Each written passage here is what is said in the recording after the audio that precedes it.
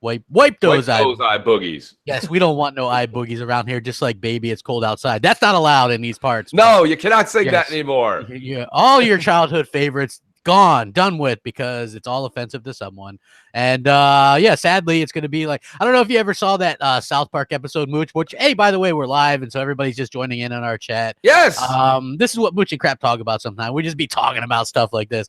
There were, in the early episodes of South Park, those episodes where they're doing the Christmas play, and all the parents are finding it offensive, right? Right. Because some of them are of different faith or whatever, you know, don't believe in Santa Claus or this or that. And so by the end of the show, because they don't want to offend anybody, it's just like these gray blobs dancing around, and it makes no sense. And it's just terrible, right? That's kind of what we're turning into, right? You can't do anything. Can't do anything, folks. Can't do anything. Can't say anything. Kind of crazy. But still, hey, we're here, MNC. I know a lot of people are like, oh, is this going to be the new and improved show? What we wanted to do was make sure that we got that 100% right. Yes. And so that's going to be something that we're going to be most likely doing next week. Yep. Because we had some bits and stuff that we're going to be going over, and we have to test it a few times before we're ready to go live with it. So you guys got to put up with it. One more week, it looks like this, and then we're going to be going live, having a lot of fun. Yes, we'll have our set back, Crap. We have I have just about confirmation. The artwork is I would say at 95%, 99%. Yes. We're just waiting for the last banner, and then that'll be up. And we do still have to reach out to live and see if we got our theme song ready to go. But as far as producer, artwork, background, live calls, skits coming back. Hopefully next week is what me and Crap are planning to come back with a full show, and it's exciting, Crap. I'm very excited to get back into it. You know what? I'm super pumped about it. You know, I like this show is such a different thing. It's such a different creative outlet. You know what I mean? Like when you do a regular show, you're doing it with and those are great too, but in a different way. You know, when we do this show, it's like I'm always thinking, just like I hit you up with an idea right before we went live. Yes, and you're like, great idea. And you're like, hey, that's a really, really good idea. And yes, the new show has been delayed for polish. That is correct. It's just like your favorite video games, folks. Yes, just like whether you're a PlayStation fan or an Xbox fan, it's just like that, right? We're a little bit more on time than Crackdown 3. Let's be honest. Well, yes. You know, but we're competing with. I'm trying to remember the Days Gone. Days Gone. Yes. Not Until Dawn. Days Gone. Yeah. Days Gone. Yes. And you know, I got to say, it's been fun. It's such a creative outlet because we can do so much stuff. Like you come at me with, and I'm going to spoil this because this is something I believe I'm going to attempt to do before this year is out, before Christmas. Yeah.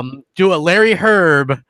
The Grinch, right? Oh, that would be absolutely killer. I think that would be something they would love to see. I have like started pre-production on that, sort of writing that, you know what I mean? And so I think that would be something really fun. Like, and there's no other show that we do. I mean, that's not going to be on Xbox Nation or Crossfire. Hey guys, Xbot and everybody else on Crossfire. Hold on, don't. We're going to do this bit that Crap did. You know what I mean? Yeah, hold on. Happening.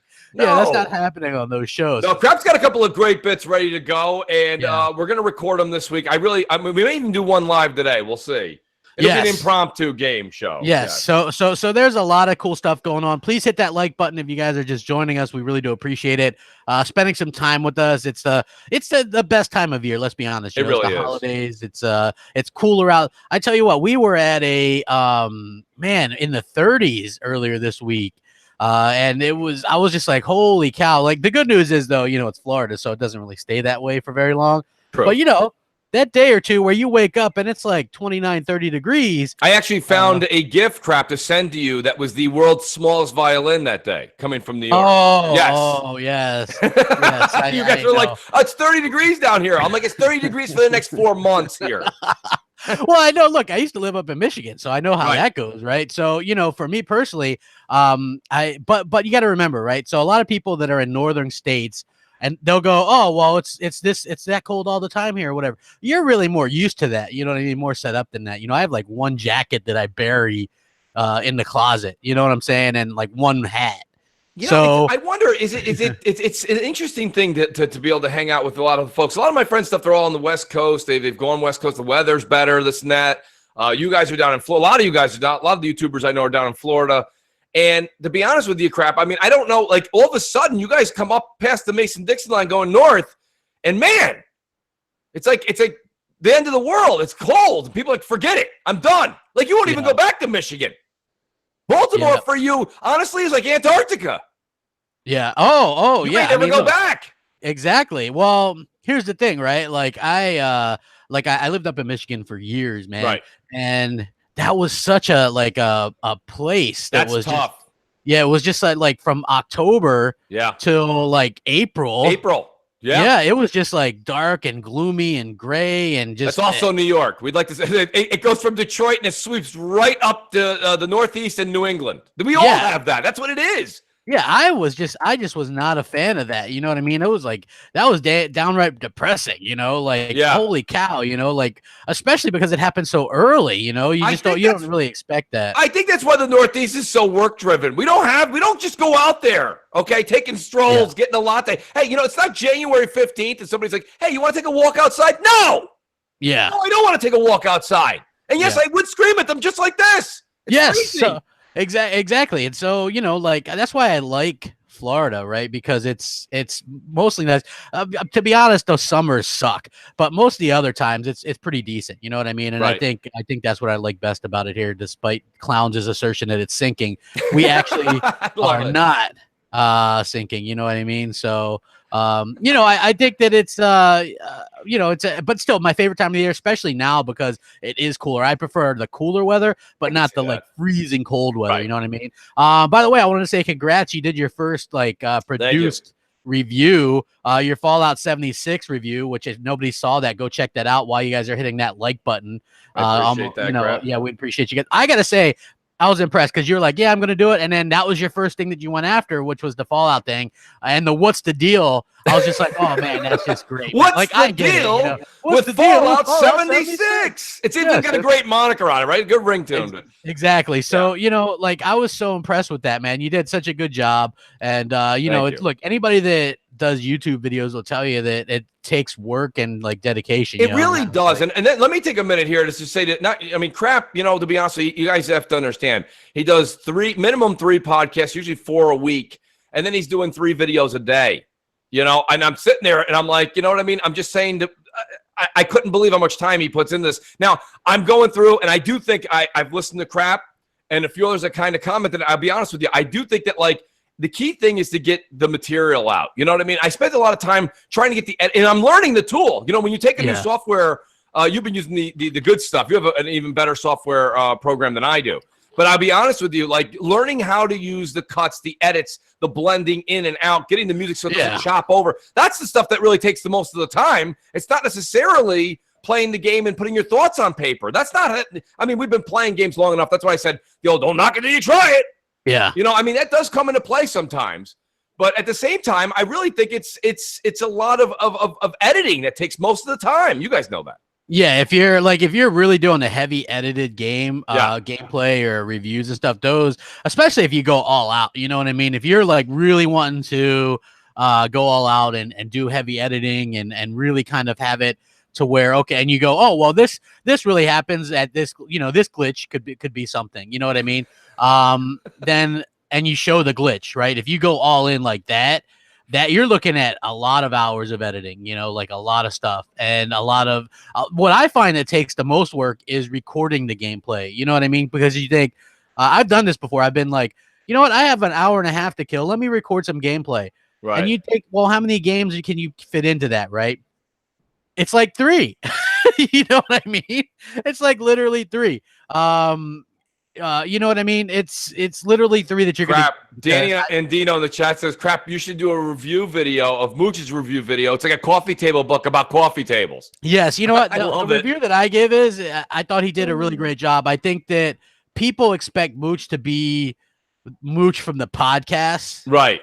In those, you know what I mean? And I get that too because he's such a like an animated character, you know, like the yelling, like people say that it's got glitches, and yeah, it has glitches, but exclamation mark here and there and there, and you know, but at the end of the day, it doesn't really. I'm having #fun, and you know, like you know, people expect that type of thing, you know what I mean? I get that, and like it's his first video, so I would say like, you know, give him some constructive criticism, but overall, I thought it was just a fantastic you know, first effort, and to do that by yourself, man, that really takes a lot of work, you know what I mean? And you know, it was nice to see that people, plus you released it at a totally weird time, which was like, it was an odd time. I said, you know, maybe Thursday night's not the time to release the video. It was like 11 o'clock at night. I'm like, you know what? Yeah, I should have got a hold of you first, crap. Probably in the afternoon would have been better. Yeah, I probably would have released it around noon or something. But you know, I mean, you could do them in the evening. Just like what you have to figure is at 11 p.m. Eastern, man. Like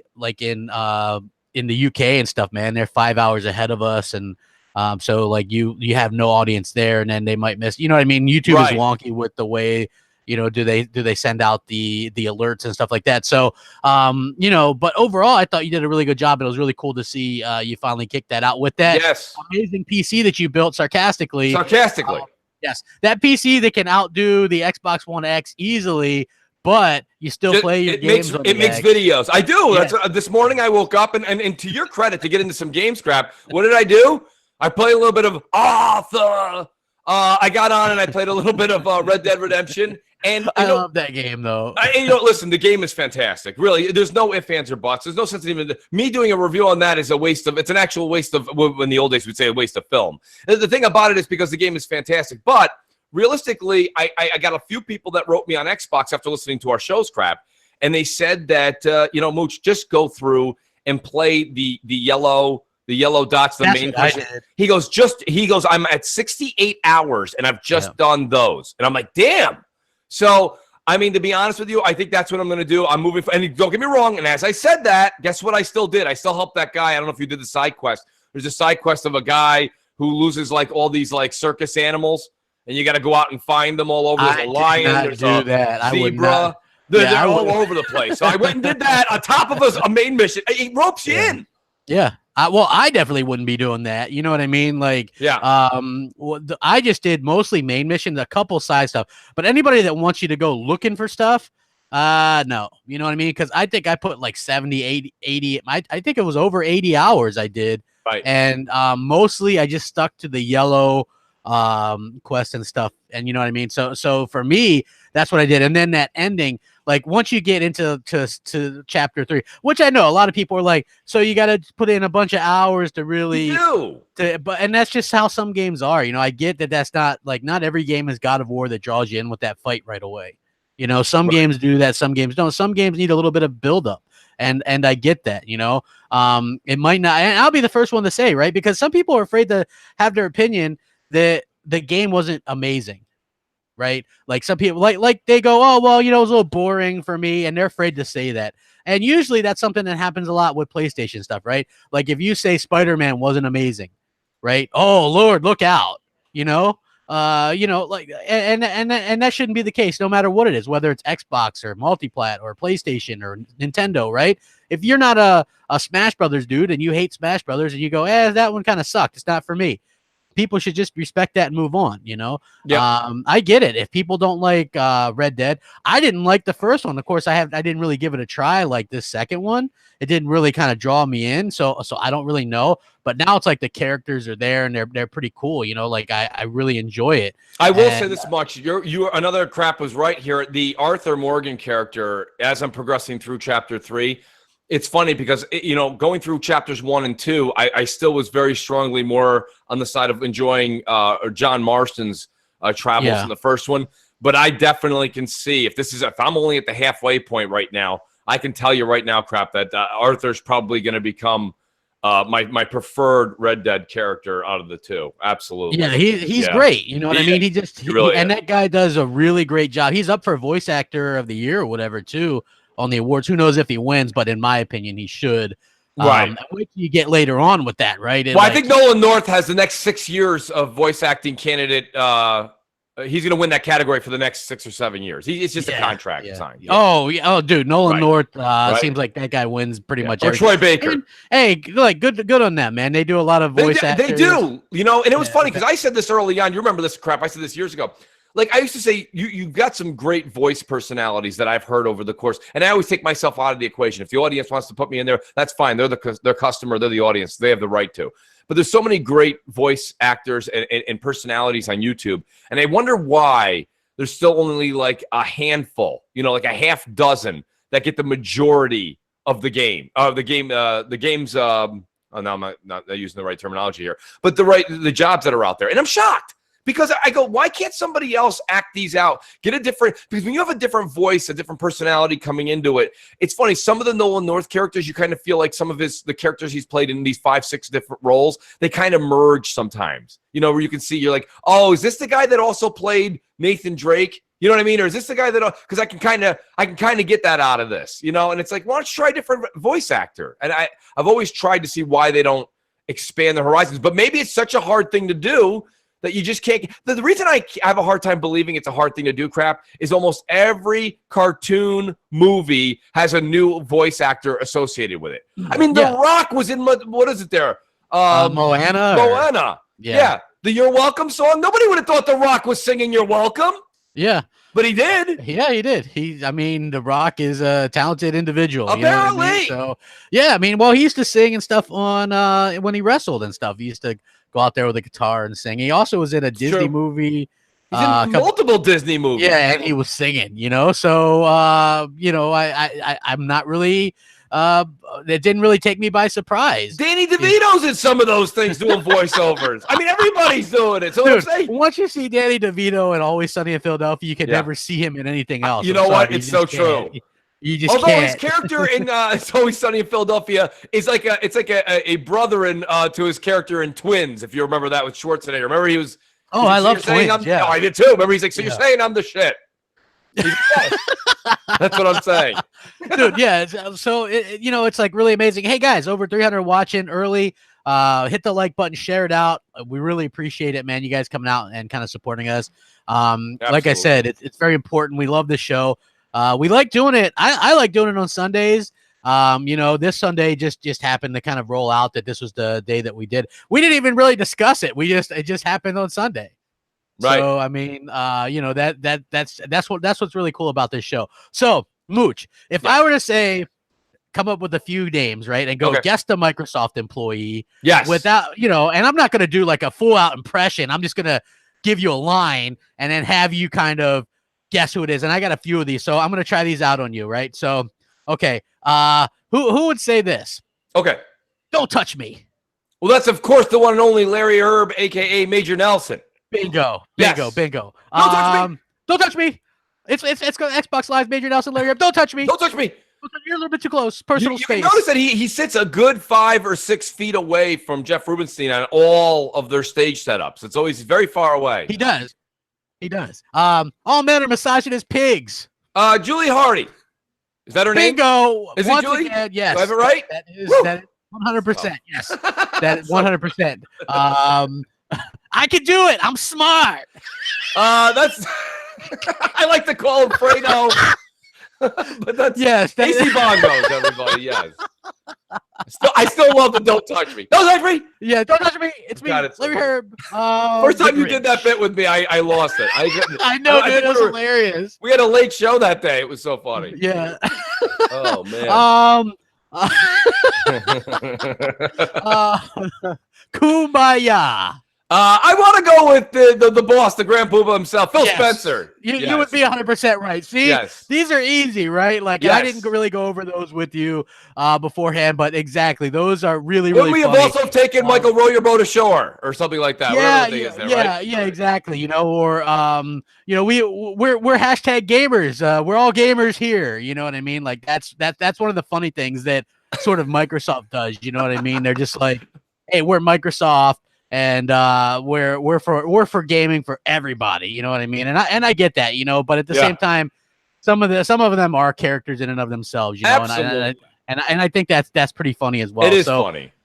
Mooch, did you get anything for the Black Friday sales or anything like that? I did. I went ahead and I think I was telling you guys I got the Fallout 4 Game of the Year for $24, and then I scooped up oh, Lord, what was the other one there? Oh, the Batman Arkham Knight Premium Edition. I mean, they're giving that away. They pretty much just put it on my console. It was $10, Crap. Everything. I mean, every character, every unlock, every this, every that, anything that you ever would have bought in that game was $10. I ended up reneging, and I did not buy I didn't buy the Mafia 3. No, I didn't. No, I didn't. You know why? I was playing Until Dawn, as I was telling you before the show, and I realized last week that I'm going through. That was a game that I understand it's not the same. I get it. But I got the game. I already own it on PS Plus. They gave it away a few months ago. Yeah. And I'm like, you know what? I'd rather use that 50. Listen, crap. You go back 3 years ago, and there was nothing coming out anymore until like maybe, I don't know, May. But now we've got like, there's games coming out next week. There's games coming out in January. There's games coming. There's a ton of games coming out in February. Yep. So I just, and not to say that like $15 is a big deal. It's not that it's a big deal, but I mean, if you're not going to just jump into Mafia 3, the Ultimate Edition, why am I paying for it now for it to sit there? Let's be honest, folks. Okay, Mafia 3, the Ultimate Edition is probably going to go from $15 this Black Friday sale to next year. It'll probably be $10. Yeah. So it's not like it's going away. If you know, and it's harder and harder, crap, to get into your backlog. You know? Yeah. Oh, it is, because there's so many great games that are coming out. Well, you did it right. You did it right this year, crap. You played Spider-Man. You played Shadow the Tomb Raider. I don't believe you finished Assassin's Creed. Odyssey. No, I like, to be honest with you, I only did like the beginning little intro part, and I loved it. But then I was like, there was so much other stuff to do. You know what I mean? So much other stuff to do. So for me, it was like, it's difficult to do that. Like, I wanted to try out the new Sea of Thieves stuff, right? Like yesterday, we were going to hop on that. And then you were like, I'm like, I'm just like, I think with Sea of Thieves, like I said, crap, you've done a really good job explaining this. That's not a game where you can kind of, you're like, it takes hours. Yeah, shout out to Gadang, and there's a bunch of guys, Boogie, in the chat right now. These guys I play Fallout 76 with. There's times where I get on there and I never shut up, right? I'm in their ear, and then there's a couple times we've played, and I've just been trying to craft and go out, get stuff, and we do things as a team, but I can have my own kind of space. That doesn't really exist in Sea of Thieves. Like, if I do that, you'd be like, Mooch, wake the hell up. Yeah. Say something. Yep. So, that's why I was like, you know what? I'm a little off tonight. I'm going to go ahead and just relax. I played a little Until Dawn. But you're right. I got to be honest with you, crap. And I'm not sure what your plans are for this evening. But if you did want to stream a little Sea of Thieves later tonight, I would absolutely be down for it. And I think the audience wouldn't mind watching it. That's if you have time. If not, we'll do it after Crossfire next week. Yeah, like I actually, because I've been wanting to try it. Like, I haven't even got a chance to really try, even though I love Sea of Thieves. I haven't really had the chance to try to play it as much as I would like to, since they've done all these updates, right? Like, and that kind of sucks. I've been really looking forward to kind of getting back in there, just going around and exploring and just seeing what they've added. They've added a lot of that cool stuff, and I would just like to try it out and see, because I hear it's almost like a different game now. Hey, we're almost at 100 likes, folks. Let's get there, huh? Woo woo, let's go. Because I know, like, it's a big joke, everybody. And you know what the funny thing is? A lot of people that make fun of that game played it for a little bit at launch, right? And when it was very sparse with content or whatever, or maybe they even played it by themselves. And to be fair, it might not just be their type of game, but at the same time, I just thought it was interesting because they haven't played it recently. So most of the people that I know that have played it recently just absolutely think it's great and have a good time with that. So I agree.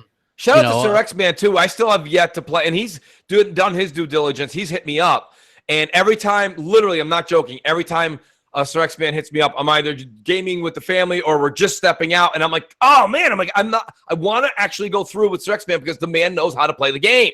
Yeah. And and you have you taken the dive yet in the Battlefield 5? I played it, and I gotta say, what I played, I wasn't a fan of. I'm gonna go ahead and say I'm not shocked. Okay, so me and Grave hopped on, and we were playing. And to be fair, we didn't play the smaller stuff yet. We just played some of the larger stuff with the tanks and all that kind of stuff. That game, like especially coming from Call of Duty and stuff, where there's not exactly the best hit detection.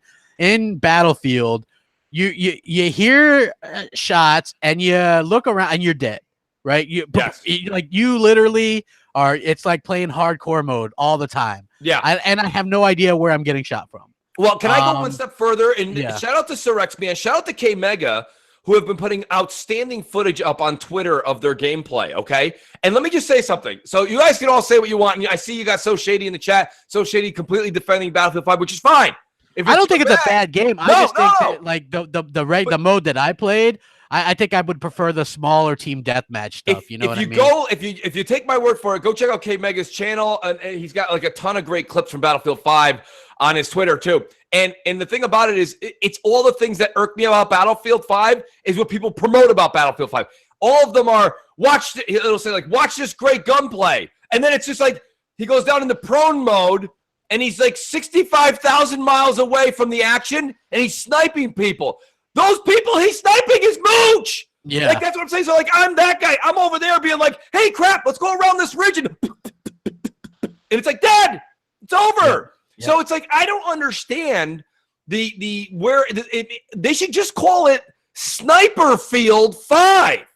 Well, you know? here's the thing, and I did run into snipers. I had trouble find it. Now I did there was some stuff that I liked, right? Like anybody can help up a teammate now, right? Although the medic class does it really fast, right? Like anybody can do it. One of the things I didn't like is your health doesn't regenerate. You have to have a med pack, or do you have to it starts you off with a med pack, okay, but then after that it'll regenerate up to 50%, and then that's it unless you have a med pack.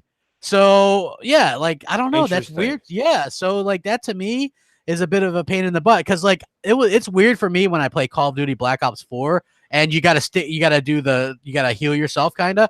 But I've gotten so used to that. You get in a battle, you get in a fight, then you hide real quick, and that's really not a big deal. You know what I mean? You put that stuff in you, and then your health regenerates really fast. So that's become second nature. But this is like, oh, you need a health pack, and then you don't always have it. If you had like unlimited health packs, or you could, you had to press a button to heal yourself. Like to me, I'm most of the time walking around at half health. No wonder I die so fast. Well, listen, here's the thing. So first of all, your gripe about it, crap, does hold water. However, I think what Call of Duty and Battlefield both tried to accomplish, and you tell me if you think it was successful, I think it was on the Call of Duty front, is that in the multiplayer space, it was just like you get shot, you sit behind a rock for a little bit, your health regenerated. Now they're saying that's not possible. It makes the game much more of a survival type of, game where you have to search and this and that. Like even in Call of Duty, you have to hit yourself with I'm going to call it a med pack, but you know what I mean, a syringe, and you kind of bring your health back up slowly but surely. If you don't do that, you've got like no chance of even if somebody hits you with their shoulder when they run by you, you're dead after that. So I think they tried to add that into the game. I like that. I haven't experienced it yet in Battlefield, so I'll keep my opinion to myself there. But I mean, like I say, shout out to Def Jam Bam who like that. Like it just seems like everybody is showing two different. And you guys in the chat, tell me if I'm right or wrong. Everybody that's showing clips of Battlefield 5 are either showing planes landing on people's heads. The other day, K Mega showed a video of a tank landing on somebody's head. And I'm like, come on, man, you guys are throwing evidence at me. Yeah. And I'm like, and then everything else is just a sniper fest from like 6,000 miles out. And I'm like, wait a minute. See, I'm not that guy. I'm not going to turn a game on. Like you said, crap, let's stream a game. Let's play a game. We get a group of friends together, and we're going to play. Okay, everybody, you guys ready? Oh, I've been waiting all day to game, Mooch. Been waiting all day to game. Okay, everybody. And now, prone. And everybody gets down, and we just, like, stare out of, like, down a range, and you're just sniping, like, little ants. Maybe it should be called Antfield 5, right? It's like you're shooting little ants from 6,000 feet away. The main problem that I had, like I said, aside from the problems that I've already mentioned, was the guns suck. The guns that I've found so far, and I'm very early on, they aren't great, right? Like they got like weird clips that stick out the side and take up half that's very annoying. They go all over the place. You try to use the sniper, and I guess it's more realistic. I get that. The bullets drop. You know what I mean? So you got to, like, adjust it. So, you know what I'm saying? So it's not as, it's not something that, I want to hop back in and try some of the team deathmatch stuff, and maybe with the fuller team, like a full squad, because it's just like me and Grave. And a lot of times when you're playing that, people don't, people don't really follow the objectives very well. I'll be honest with you. I was watching all those sniper videos that are out there on Battlefield 5, and I was like, why don't they just give everybody like a massive magnifying glass, since it's like picking off ants? Yeah. You know what I mean? I don't know but shout out to So Shady. He says he runs around, plays it like Master Chief. He's in everyone's face. You know what, Shady? I'll be honest with you. Put that on your channel. Do some Battlefield 5 footage of run and gun. There's a few people in the chat saying, Mooch, I play it run and gun. Well, show it, because all people are showing are like dive bombs of planes, and they're showing like just Sniper Fest. Yeah. And it's like, I don't know, myself personally, don't get me wrong, if that's your bag, but you've been there all along if that's your bag. Myself personally, that's not getting me to put down the controller on another game. I can't wait to sit there and look down a 3-time zoom scope, 65,000 yards down a field. That doesn't really seem like, but that's the same thing, crap. What was that other game that we had and we discussed? We played it for about 20 minutes. I think it was called Sniper Elite 4. The whole game is based around snooping around and sniping. Yeah, and I mean, it was cool because they showed like if you got a good shot off, it like showed some like gory little deal or whatever. So that was cool. But that game was a sleeping pill. Yeah, to me, that was like a video game placed in a library. Yeah. Like I would fall asleep in like minutes on that thing. Yeah. Oh, 100%. Yeah, I don't know. 100%. Not my bag. Yeah, like it's one of those things where not every game is forever. Because I know some people that absolutely love that game, right? They're like, "Oh my god, it was so great! I loved it. I thought it was fantastic." And for me, I'm just like, I did that Larry David gif where he's like, I like that, and he goes, "We'll see." Yeah, it's one of my favorite gifs. Oh yes, crap. And like I said, we talked about it on Crossfire, and I want to bring it up, but I don't want to bring it up and harp on the last 2 weeks. Okay, this is not a review of Fallout 76. We're done with that. We're done with it. You like it, you don't. That's a you thing. Yeah. But we should talk about the situation that's still going on here. About the. Do you see where I'm coming from? At my level right now, where I'm looking at things and I'm reading articles and I'm seeing feedback from everybody, the community, and seeing feedback from the company, Bethesda. Bethesda seems to understand they've totally effed up. There's a big patch. It's only a 3 gig patch, but apparently it's going to work on a lot of stuff from the last patch was massive. And now there's some things that were wrong with that. They're fixing that. They're fixing things. And there's another one coming out the 11th of December. My point being is that they're aware of it. They're going to fix it. And people are still saying like, shouldn't we still harp on it? So, they don't do something like this again. I just don't see a company like Bethesda wanting to put out a crappy game. Now, I know that they've had buggy games in the past, and I'm not going to use their past as a defense mechanism. I'm not.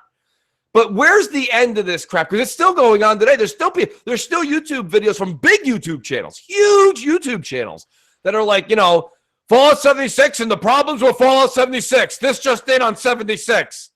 And I'm like, what the hell's like? We know what the problem is. They know what the problem is. People have either bought it for $60, refunded it, bought it for $30 and enjoying it, or they bought it for $60 or $30 and enjoying it. One way or the other, people are either playing it if they like it at this point or not. It's not like people are still being duped. Yeah. You know what? Like I feel duped? Like, to be honest with you, I feel like enough is enough with some of that stuff. You know what I mean? On all fronts, not just 76. I'm not a huge Fallout fan. That's the thing. People go, Mooch, you're I'm not defending it. You don't understand. People who hate Fallout have more hours in Fallout than I do. It's like some people just hate something because it's popular or because it's fun to hate on it or whatever. Yes. So I feel like that's the way it is with video games. Like some people are just so negative about stuff, and that's negativity. Right. Is going to get you a lot more interest, especially if you're like a YouTuber or a social media, making fun of stuff is going to get you a lot more interest than being positive about stuff. You know what I mean? Like if I were to be an anti-Xbox YouTuber, I'd probably be a lot more popular. Oh, absolutely. If I were just like crapping on Xbox every day, like I'd have to come up with new and interesting ways to do it because I feel like everybody and their mother hates on Xbox, but definitely would give me more of a chance to be if I was looking for that kind of like thing. You know what I mean? Like now to find a positive Xbox channel, that takes a lot of work, right. And you got to take the hits sort of, you know what I mean? Like sometimes it's not a fun thing to do, But like I said, I haven't had a chance to play it yet because, I've been busy with some other stuff. But I actually do want to hop into it and try it out. And I want to kind of combine this with our last segment about the backlog that's just growing and growing. My plan moving forward through the holiday crap would be to finish Red Dead Redemption, trickle and play as much of the Fallout 76 stuff as I kind of still am interested in it. And then my next game that I kind of want to play. And you're going to laugh. And don't get me wrong. There's nobody more shocked at this next comment than Mooch himself. Okay? I'm excited to try Just Cause 4, which could be a floating dumpster fire. Yeah, I mean, that's I might go from one fire. What do they say? Jump from the pan into the fire? Yeah, those games, like, here, they always look so interesting, right? Right. But then the performance isn't there, right? Even on PC, apparently, right? They're saying this one is. Yeah, I mean, that would be nice if it was, because here's the thing. They kind of compare them to what the hell is those games? I think they're a lot like Far Cry, but like way Far bigger. Cry. Like but more like top. goofy, over the top explosions and stuff. It's like a Michael Bay movie, right? Absolutely. And I get that. I think that's really cool. And it sounds awesome. I remember Hellhammer picked up Far Cry 3 when it was on sale for like $10 or something. The best Far Cry in my personal opinion. Yeah, like I haven't even got a chance to play it or any Far Cry really, because I know Part 2 is backwards compatible. And they gave that to us at a point, so I have that. If you want to take any advice from me at all on it, play Far Cry 3. Enjoy it. It's been remastered. I believe it's been remastered. Because didn't they hand it out? I heard they handed it out. Far Cry 3 or 2. I thought it was 3. No, 3 came out this generation. No, Far Cry 3 came out in the 360 era. Hold on, let me see. I played. You mean Far Cry? Yeah, I'm sorry. I was confused. Far Cry with yeah, I did play Far Cry 3 on the 360. Okay, I actually liked it. I got really far. I got stuck and gave up when I had to be stealthy. Yeah. Well, there was Well, a particular mission where I had to be stealthy. there's some stealth. Yeah, there's definitely some stealth in Far Cry 3, but I didn't mind it. I liked that game a lot. I just, like I said, there was a point where I had to give up a little bit because I was it was like, oh, you have to be stealthy or whatever, and I just wasn't able to kind of pull that off or whatever. Good makes a good point, Crap, when you're in the bills there. Yeah, Gadang says Fallout 76 is still selling well in the Xbox store, even at full price, sitting at number 2. Well, this is the thing, and Gadang's been posting it daily. He's been posting it 1. It's been in this 2 slot. It's in the 1 slot, and now it's back up to the sales over. And people are listen. Here's the thing: people are still playing this game. Every time we play, every time Gadang, I, Manny, and Boogie get into it, it's always like we have to jump out and join back in, not because there's a problem, because that server is full. So we've constantly got to keep finding a new match to get into. So all 4 of us, and it takes less than a minute. But my point being is that like it's people playing the game. Yeah. You know, I mean, I can't stress it enough. If you like, here's my thing, folks. Forget every review you've ever seen or heard, every article you've seen or heard. If you like Fallout 4, if you liked Fallout 4, Fallout 3, I can't speak for 1 or 2. It's dating it a bit much. It changed too much. Or even New Vegas, you will love Fallout 76. That's fine. Yeah. You know, James S. Young Jr. says, no Fallout 76 for me. James, that's fine. But I have a question for James. James, have you played 3 or 4? And did you like them? That's my question for James. Because if you like 3 and 4, I just can't see how you wouldn't want to go into that world with your friend and play missions in that world. I couldn't. There's no way you could like the other 2. Yeah. I don't know. It's the same game. It's just instead of having the NPCs in the story missions, it's the missions are on the side. And I go, hey, Crap, what do you want to do next? How about this mission? Okay, let's do it. Is it same, different, but still the same? Absolutely. Yeah, exactly. Yes. That's actually kind of exactly what I figured. Raxel goes to Smooch have shares in Bethesda. Raxel, not only do I have no shares in Bethesda, I've also you've probably played more Bethesda games than I have. Well, I mean, look, like they've published, sometimes their games are a little bit wonky, right? Like, I mean, I don't know. Like I said, and I said this on Crossfire, right? Boogeyman says, speaking of Fallout 76, we should get Crap to join us in the Wasteland. Agreed. I'm down for that, but I do watch football today at 1:00. My team still Crap in the still hunt. has a team in the hunt, unlike myself. Yes, we're seeing what the man Lamar Jackson can do on the road on his first game, on his first start. I'm just going to watch the Giants game and then wait for the post-interview afterwards. How the hell they lost last week. Oh, I mean, I'll tell you how they lost. They stopped. You know who I blame? It's completely and utterly the coaches. Yeah. But that's you know what's funny is I messaged you. I'm like, Giants looking good today. They sure did. I was like, they stopped the run game. We had 319 yards of offense in the first half. Yeah. I mean, that's the thing is, right? Because everybody's like, oh, you guys got to get rid of Manning, right? And then every time I've seen him when they're actually blocking for the guy, sports, by the way. Sports! He does really well. Like, imagine that. Yeah. Imagine that. Imagine that. Yeah. So, you know, it's it's one of those weird things. But yeah, I watch my team plays at 1, so I could play tonight probably. So, well, there you for a little go. bit, yeah. If you guys want to hop on, walk me through it. I hear you can even get some achievements on that game, which the achievements are flying at you like shoes at your head.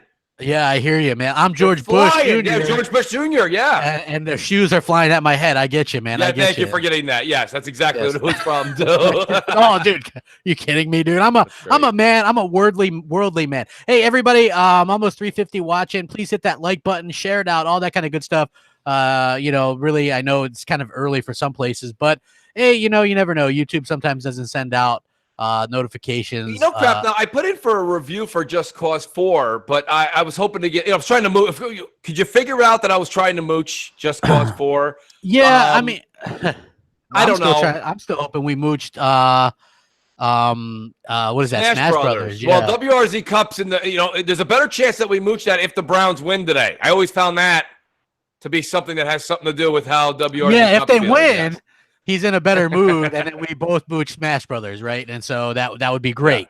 Yeah. I'm hoping, as long as I don't mind if they win, just not against my team. Right. You got Sir X Man who says the Bears because the Giants are playing the Bears. I think the Bears are walking into a trap game. I think you guys are going to come in, and I think the Giants really are a good team. We've got very questionable leadership right now. Very questionable. Thank you. WRZ Cup confirms it. WRZ Cup, we should, it's funny. They got rid of the creative studio requirements on Nintendo crap recently. And I'm wondering if that means, been meaning to ask you, no better time than on the air. Does that mean that we could, myself, you, WRZ Cup, could we all, enjoy Smash and stream it now? Is it easier to stream Nintendo if they released their You could stream it on, I think, Mixer or something, right? And I think you'd be fine as long as you're talking over it and stuff. Okay, so you can't have music or you can't have the game's audio. Is that what you're telling me? I would probably mute the game audio, I guess. You know what I mean? If you were to stream Star Wars Battlefront 2, right? You better mute the game audio, because it's Star Wars audio. It's their music. Even on Mixer? I don't know about Mixer. I'm not sure exactly how that works, but some people play Nintendo games perfectly fine on there. You know what I mean? Well, that's because they go through the appropriate steps and motions. There's rules and guidelines for Nintendo. Yeah, and I think they're changing that, right? They're getting rid of that creator program, which they should have done a long time ago, right? Look, absolutely. Here's the thing: Microsoft, they love people streaming their games, right? They love it. It's free advertising. Yes, it's free advertising. People see you having fun with their games. It's and they're also giving you incentives. If you're watching, if you're watching Black Ops, you can buy that through the streamer, and they get a cut of that. So. It's I like it. You know what I mean? Yeah. I think that that's the future. And Microsoft, whenever they talk about their money that they've made, they always talk about Mixer in the future and streaming and how that affects their games and their sales and all that stuff. You know what I mean? Right. So I think it makes sense. Wow, C10 Live. I like that. $1. Hey man, thank you. That's fantastic. He'd buy this show for $1. Well, C10 Live, I hope to see you on my channel. That's fantastic. I don't care. Listen, I don't care. Mooching comes in all shapes, forms, and sizes. It does, man. It does. Okay? All shapes and sizes, all forms, all money. It doesn't matter, man. We're in the holidays. I'm in the giving spirit. Glad to see some of you guys are too. Yes. It's always good to see that, man. It is. It's just, and that's what it's all about. Again, one of the reasons why I like this time of year so much is everybody's in a good mood. Everybody's kind of helping each other out and just being good to each other. And that's something that I really enjoy. So I try not to be too down or negative or anything like that. What do you think about this Red Dead Online stuff, right? Yeah, I'm glad we're talking about it. It's something that I don't think we really got a chance to talk about much on Crossfire. I think Alan Walsh did. Someone asked me in a private DM earlier, they said, hey, Crap, what's your view on Red Dead Online pay-to-win microtransactions? The current rate, it takes 8 hours real-time gameplay to unlock 1 gold bar. With some horses, can only be purchased by gold bars. 1 horse equals 42 gold bars, which works out at 14 real-time days, 24 hours a day to unlock 1 horse. There's a grind, and there is taken this guy must be Ireland something, because he says they're taking the fucking piss. whatever that means. Because we covered it on a video. Well, we can cover it right now. That does seem like a lot of grind, man. Yeah, it does. I mean, myself personally, look, I haven't tried it yet. So take this opinion with a grain of salt, folks. I haven't tried it yet either. I played a lot of the Red Dead online. What do you do? That's the thing. It's a show about nothing. Like, it feels like a lot of nothing. Like, I know that you can round up your group and maybe go do, apparently they have a little bit more now crap where you can go out and you can do some of these missions, you know, same thing like heists, but you're doing them on the Red Dead front. But other than that, it's just free roam. It's just like going around. Their battle royale thing looks kind of goofy and comical. The shooting mechanic that's pretty cool in the game, having the lock on, especially when you got a bunch of these little guys coming at you left and right, and you're like, bang, bang, bang, bang, bang. That's pretty cool. But like to do it when you're playing PvP, it's not cool. It's not fun. And I don't know. I personally don't think it's a lot of fun. I do not see Red Dead Redemption 2 online holding a match to GTA 5 online. Well, supposedly they say they don't expect that to take away people. No. But I'm sure that they do want that to be something, you know, like have their own thing. And I'm sure they don't want to take away. Why would you take away from yourself to do something else with yourself, right? They were probably looking to lure in or be just as successful with different types of people. You know what I mean? Yeah. Does that make sense to you? Like, you don't release you don't compete against yourself and hope that you know what I mean, take players away from your own product. You know, you want to kind of draw it out and have people sort of use your product, but not leave your old product, right? So sort of like what they did with Gears Judgment, right? They changed that up because they didn't want people to abandon Gears 3.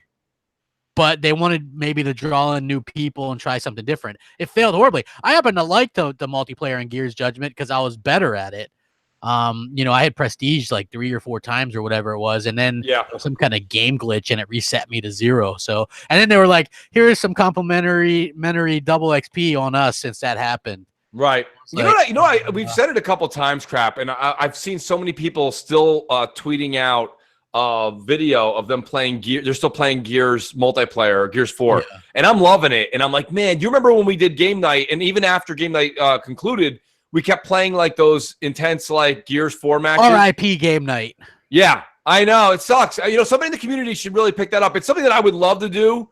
Shout out to Lethal Papa.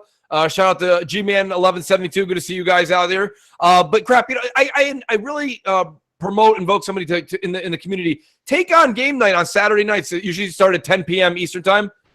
And it was great because there was times where Crap, remember I'd say to you, oh man, I'm like, game night's playing. I'll make it up. Battlefront 2.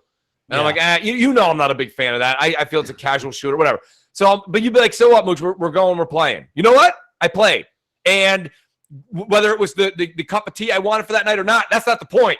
Yeah. The point was, it got everyone together. It got a lot of good communication, good open mic, you know, talk, and it was fun. So somebody should really pick up the baton. And I'll tell you right now, can we make it every week? No, but I'll even speak for Crap here. I would definitely say that we would support and we'd step by every couple of Saturdays and just game for a good hour and hang out with the community. It's a lot of fun, and I really miss that. We did everything from Destiny 2 to Gears to Halo. You know what I mean? We went right through. We went through everything. It was Call of Duty nights. There was, you name it. If it was multiplayer, we tried it out.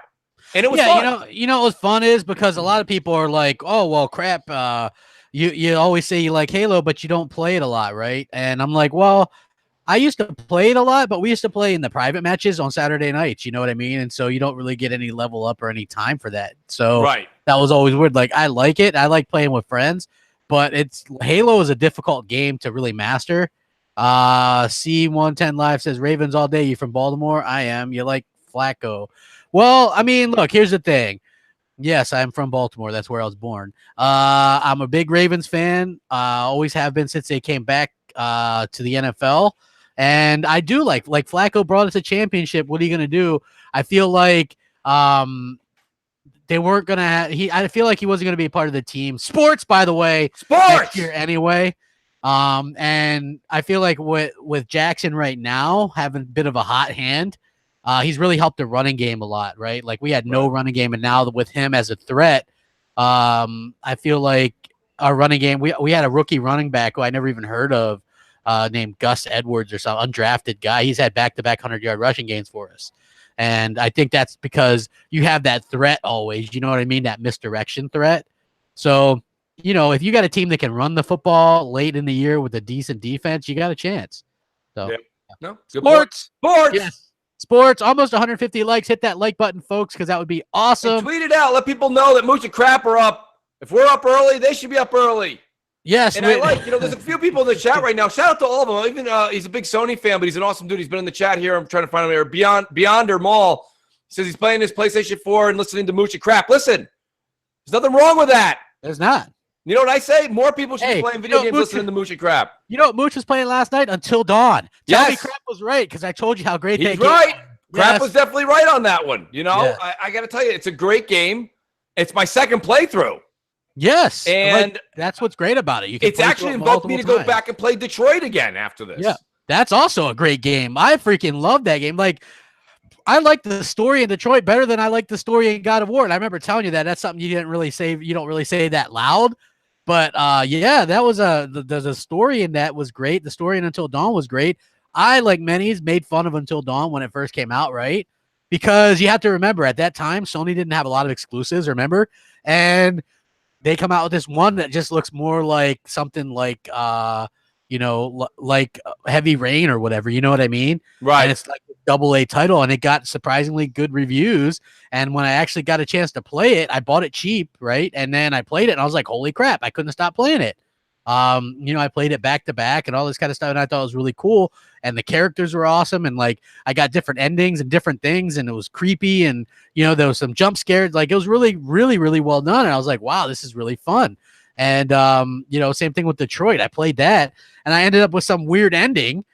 And I was just like, wow, that was weird. And then I went back and redid it and got a really good ending. Then it did a different thing and got a different end. You know, it was like those games are really appealing to me to do that. Because first of all, they aren't super long. They're right up my alley, right? Right. 8, 10, 12-hour games, right? Like that to me is great. Some games just like really drag it out. Well, that's the thing. It's kind of become a deterrent, you know, and shout out to Mr. Boomstick, right? Boom was on Crossfire. Boom. He's loving Crap. Absolutely loving Assassin's Creed. I mean, I think he's got like 200 hours into it. And don't get me wrong, he's completing it. He's almost 1,000 out of 1,000 on it as far as achievements. But taking it back a step, I got to be honest with you. I think that, you know, it's a time-consuming game. And when you hear that, it's a bit of a deterrent. Hey, Creep Freak says that's it. I'm sold on Until Dawn. Hope it doesn't suck. Dude, they gave that game away. Yeah, they gave it away. On PlayStation Plus once, and you can pick it up for like $15, even if you didn't get it then. Oh, we got a new fan, man. This C10 Live. Nice. He says a $600 10 T-flop Scarlett, a $500 8 T-flop Scarlett. The 1X will be entry level next gen, and the Scarlett cloud device will be a cloud-based handheld device. November 2019 release date for all, options for all. Well, here's the thing, man. I think that you're gonna see 2020, and the reason why is, like, I did a video yesterday. So AMD, right? All these companies are doing investor calls right now, Mooch, right? Yes. And it's with the day and age of social media, and so these investor calls are stuff that happened forever, right? But now it just so happens that we're getting these investor calls, and we have social media and these places covering it, right? Yes. So AMD did their investor call, and so while they didn't give an exact like date, it's not hard to figure out if you just use your head, right? Because you think about it, Xbox has always released in November of a year, right? Oh, that's right. So this lady, and her name is Lisa, she's the AMD CEO, and she said that AMD saw a decline in the APU chip segment, which is the APUs are the stuff that, you know, Xbox and PlayStation stuff. And she said that they expect, quote, significant growth in this sector starting in 2020. So those are like the custom stuff that they do, or the semi-custom stuff for like Microsoft and Sony. So that means that you can expect to start to see those pick up in 2020, which means we're going to see these consoles come out in 2020. Now, why that's very important is because Microsoft can't really afford to let Sony get a big jump on them, right? They both got to be about the same power, or you got to beat them in power. And and I think that's something that Microsoft is actually going to do. And they're going to have a powerful machine coming out that's basically the same time as the PlayStation 5. And people are going to be able to choose in a generation that's not decided on fear mongering. Right. And I'm excited about that, because no matter which side you're on, this generation was chosen by fear mongering, and Sony helped play a role in that. The media played a role in that. Social media played a role into that. And and I think Microsoft's going to spy on you.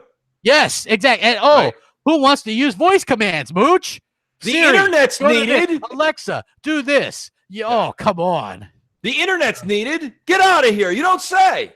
Oh, yeah, exactly. Look,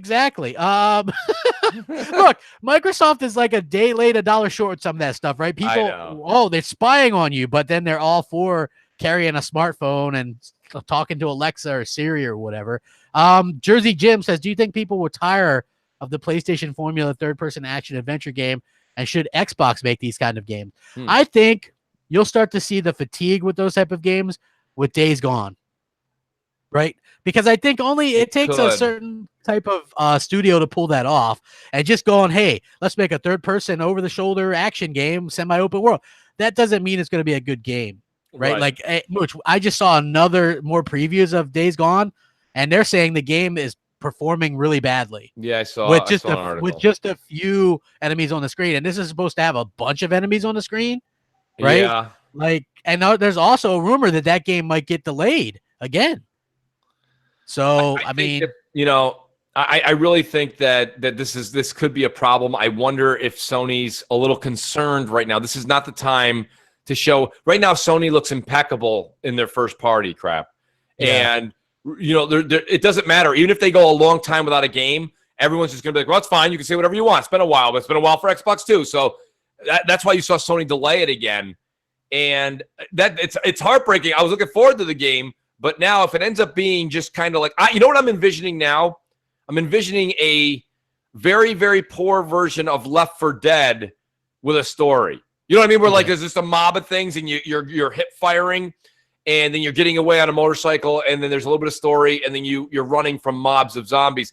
I don't know. I'm looking forward to it still, but the fact that now it's delayed again, and there's articles coming out, and listen, you know who else wasn't big on it was that Colin Moriarty. He said it wasn't looking good, and that was a while ago. Yeah, and that was all. It was kind of it was a telltale story of how things have panned out for that game and that developer right now. But I hope they can right the ship. You hope so too, because you don't really wish games for it to be bad. No, it's not my thing, but I don't want it to be bad for other people. Right. I mean, like I said, I was looking forward to that game because to be honest with you, I don't know what else is coming out for Sony next year. Yeah. Dreams. They got Dreams. Listen, that's not my bag. And so Dreams means nothing to me. But I mean, Days Gone was something, and I was really hoping that we were going to see Last of Us 2 end of next year. But that may not be. I mean, if PS5's coming end of 2020, they may do what they did last time and release a Last of Us 2 come June 2020 or May 2020. A few months before. It's like a great way out of this generation and into next. So I don't know. I don't know what their plans are. I'm hoping they release The Last of Us 2. Yeah, I mean, look, it'll definitely. Last of Us 2 was announced for PS4. It'll come out on PS4. Agreed. Lace Chuck says BL3 and new Mortal Kombat announcements or Borderlands. Yeah, people are saying that crap. What do you think about Mortal Kombat? I've heard everything from Mortal Kombat allegedly was ready to go and be announced at E3, but they, I guess, didn't want to be overshadowed or something. So that makes sense. I've heard a new BioShock game.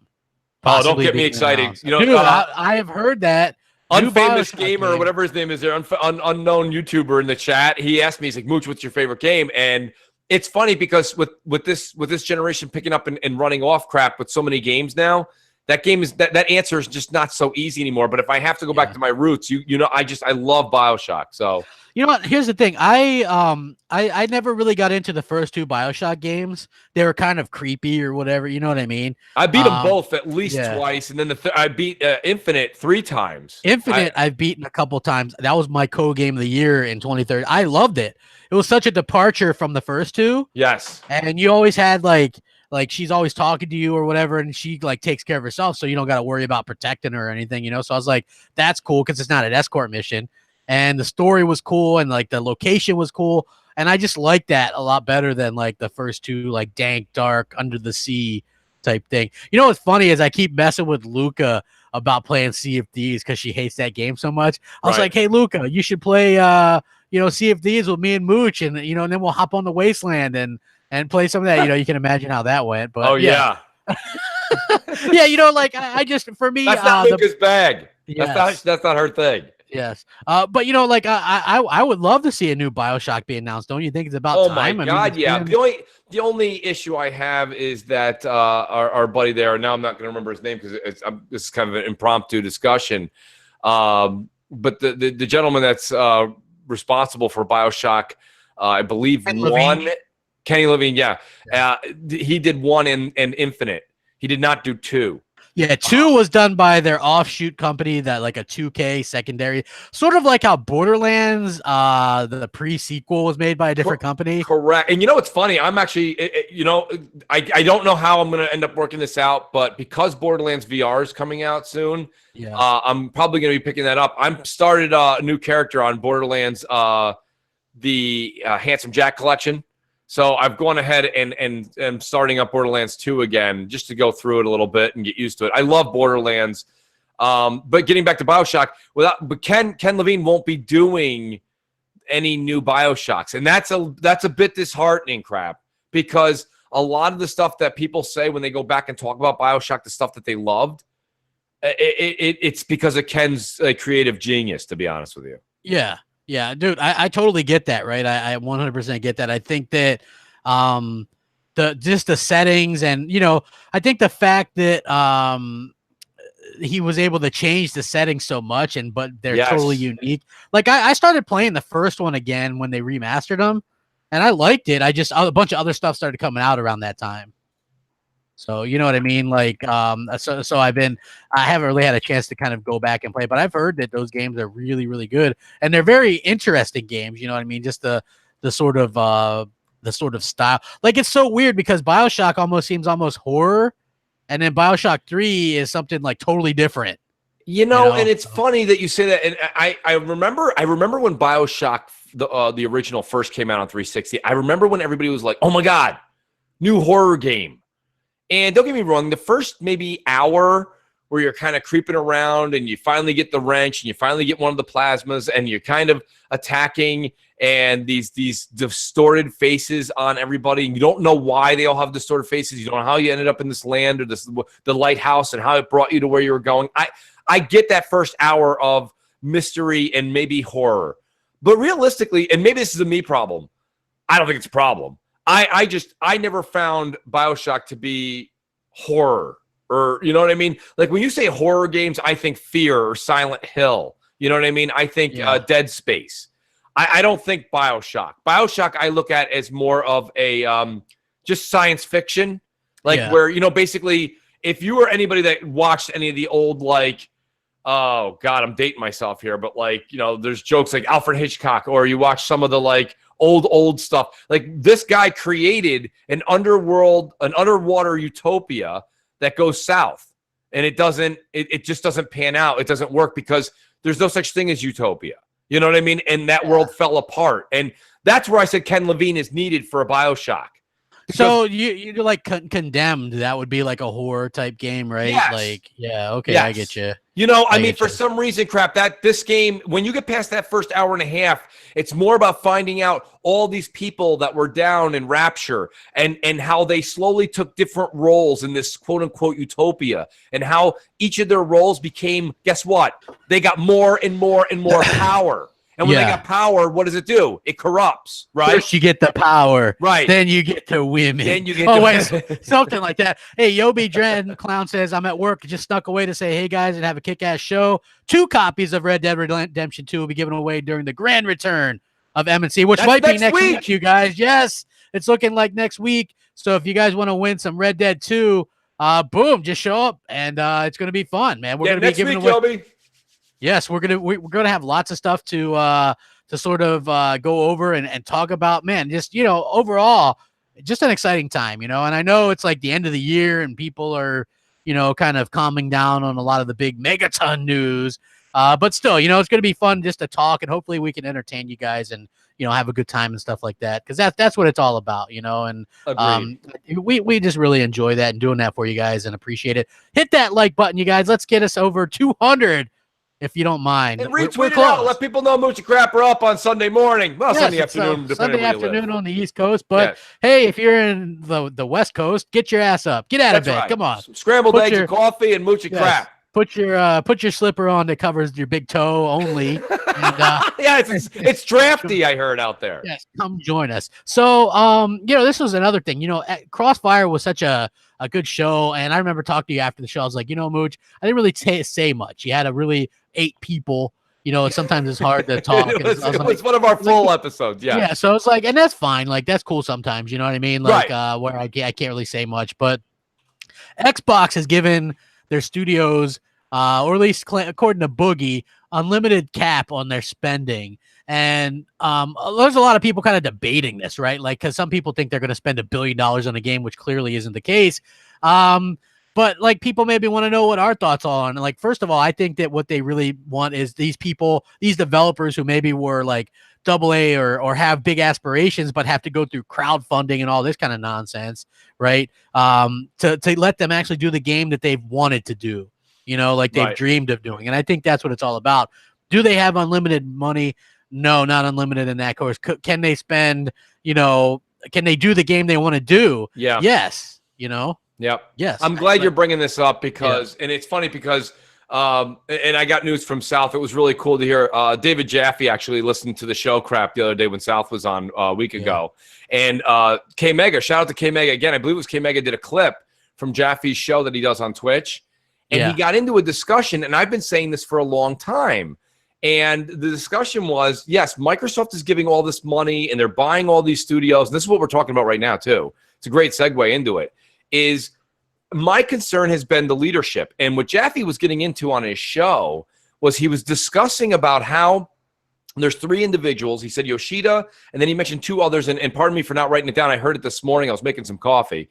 But he said, you know what, if I was Microsoft, he goes, I would bring a dump truck full of money and pour it off. And he mentioned this woman's name, who's apparently one of the most amazing game, like just over the top. Like, she leads. She makes sure that games get out on time, blah, blah, blah, the effort, the this, that. And he said in all his years in the business, he's never met anyone like this particular woman. She's fantastic. Yeah. And that's what I've been saying. Okay, just to leave Jaffe's point and get back to MOH's. I've been saying this for so long. Is I'm more concerned with Xbox's leadership, because you can buy all the studios you want. You can have 55 studios. You can buy everybody out. But if you don't have the leadership to put all of these people that are working into the right situation, the right predicament, the right time schedule, crap, all you have, you go from a regular mess to a larger mess, and it's just like, I thought that was an interesting point that he brought it up as well. That's my only concern. And I know people say, well, Matt Booty was brought on, but here's the thing. They brought one man on, and then they hired another 8 companies. It's like, well, you kind of outweighed the man again. So Matt Booty's a talented man, but I hope he has a hell of a team. You know what? They actually, if you look at what Microsoft Game Studios is, right? Because a lot of people, and I agree, like what you're saying, and so maybe you didn't know this. There's a lot of people behind the scenes that actually like do stuff. Absolutely. Like Joseph Staten, for instance, right? He doesn't work. He's Microsoft Game Studios, right? But he's helping with Crackdown 3. Wrote the game, doing the marketing. He wrote the achievements. You also have the guy who did Killer Instinct. I forget his name. Killer Instinct creator. Not the Ed Boon. Ed Boon worked on it earlier, didn't he? Ken Lobb. Oh, Ken Lobb, yeah. Right? He's Microsoft Game Studios. These guys are floaters. They go to the studios that need them.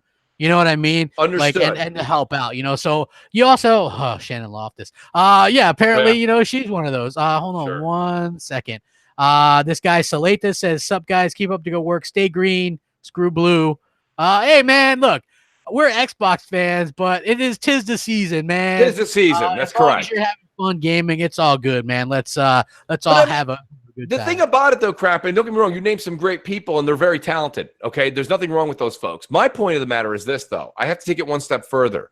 343 is an outstanding company. The Coalition, an outstanding company. But you see where like even Halo 5, they missed the mark with their audience. And does that mean 343 is not talented? Absolutely not. That doesn't mean that at all. 343 is an unbelievably talented studio. But again, it's the leadership. They didn't have good leadership. Whoever was making the decisions, they were bad. They were the bad decisions, and it failed. And that's my thing. So that's what I'm saying. So you can keep acquiring all these studios, but even the fact that they had the studios that they had originally, those were great studios that were kind of left the pasture. And that's where I'm concerned. And now you have these guys coming out being like, take as much time as you want. You need a couple extra zeros on a check. We'll talk about it, but sure. And, Ninja Theory's like, we need a new studio. We'll build you a new studio. And it's like, I almost want to see like a little bit more like demand and cutthroat coming from Redmond, because you want to see that ambitious business sense. And all I'm seeing is, sure, whatever you want, anytime. And it's like, that's not how businesses run, and everyone's on social media nowadays, and everybody just sees like, at Delta and at, Procter & Gamble and at Johnson & Johnson. And every time there's a situation, you have the PR people come out and go, we'll send you 55,000 bars of soap. We're sorry you slipped on one bar. And it's like, everyone's like, well, everyone's just so polite. Dude, Johnson & Johnson, these big companies, Procter & Gamble, they're hardcore. They are hard. The reason they're in the Fortune 500 for so many decades is because they are cutthroat. They are hardcore business people. And Microsoft has that element that they can be that way. And I think they are with Surface, and I think they are with like Windows. And for some reason in gaming, it's the Kumbaya candles. Yeah. I agree. Like, here's the thing, right? Nobody's more excited about what these studios are doing. To me, they've got to get more studios. And I know people go, well, you can't be greedy, crap. But I just look at the studio, like, and I could do, if I was like, say, and props to this guy, Colt Eastwood, right? And I could devote 100 hours to do a video, because I think a video to do on the scope that I'm talking about would take a long time to make, right? And a very detailed video where you break down all the studios that they have and what they're releasing and when we could possibly see a game from them in the future. And a lot of these studios wouldn't be for 3 or 4 years that we're going to see something, and it might not be on the level that we want or expect. Right. So there are games and studios to get excited about. The Initiative, for one. Right. Be excited about that. What Playground Games is working on. Be excited about that. Potentially one of the games that Obsidian is working on. Be excited about that. But guess what? Obsidian is going to announce a new game at the Game Awards, and it's going to be on the PS4 too. Like that's the sad life of Xbox fans right now. Right. Microsoft did buy these studios, but they all have these projects that are committed to other platforms. So when will we see stuff from them? Who really knows? Who really knows? You know what I mean? And then, like, look, we know that State of Decay 3 is going to be a thing, right? Like, Mooch, we know it. Of course it is. Maybe that'll be the game that we want it to be, right? The game that we should have got with 2, right? The one that we thought was going to look much better and where we would be able to play co-op. Mooch, I would have been able to hop in your game and play through the campaign, and we both get credit for it, on servers. I do still have a bit of concern with Crackdown 3, but not for the reasons we used to speak of. They're new reasons. I just think the game, I don't think the multiplayer, again, crap, what do I know? I'm only watching, 5-minute segments they've shown so far, but I think the multiplayer is going to be lacklusting. I do think the single player will be decent, which makes you, I would expect to make you very happy, crap. Because you like the single player in that game. I'm not saying you don't like the multiplayer, but you've always said that was your bag. You dig it. I think you're going to love the single player. I think Crackdown fans are in for a treat with the single player. And I think the multiplayer is going to be like, and there's that. You know what I mean? It's there. Yeah, like I like playing that. Like the idea of playing through that co-op with somebody is really cool too. You know what I mean? Like I think that's fun because I like co-op stuff. For me personally, I just think that I'm actually excited to try out the multiplayer too. You know what I mean? Because I'm interested to see how that type of thing works, that destruction stuff. You know what I mean? Yes. And if it works well, why wouldn't you want to see that in other games? You know what I mean? Like a Halo or a Gears mod. I know we see some cloud stuff in Gears and Halo, but the destruction. You know what I mean? I mean, I think the destruction thing kind of got taken out of context. I think it's Microsoft's fault that they kind of put it in that context. They were a little. That's another where the cart was before the horse. There, crap. But realistically, the fact that they have the destruction that they do in there, for me personally, it doesn't interest me. Yeah, and that's a me problem. I mean, you'll try it out. I mean, absolutely, you could love it. You could be like, "Holy crap, this is the business."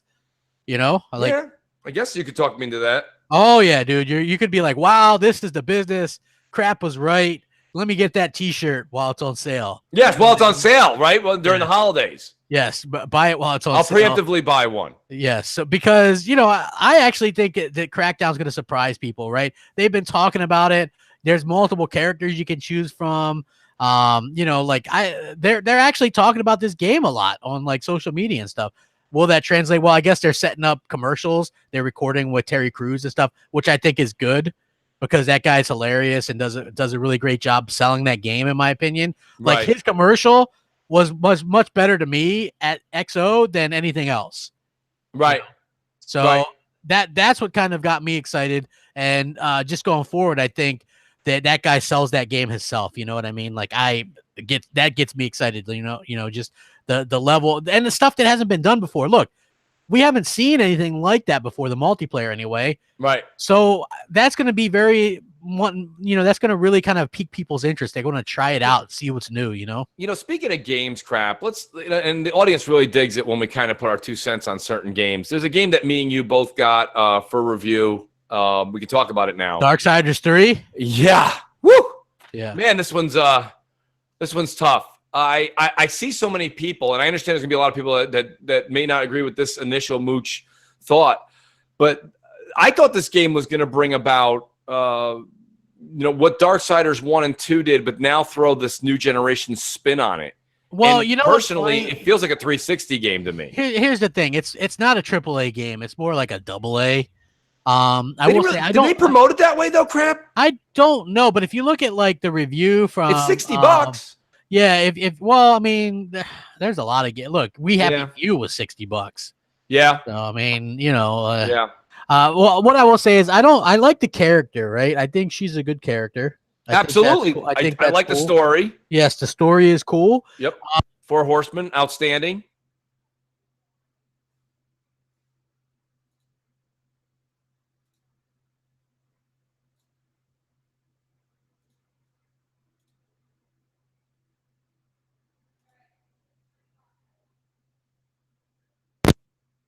Now, I'm not sure if we lost crap or we lost me. I don't know what's going on.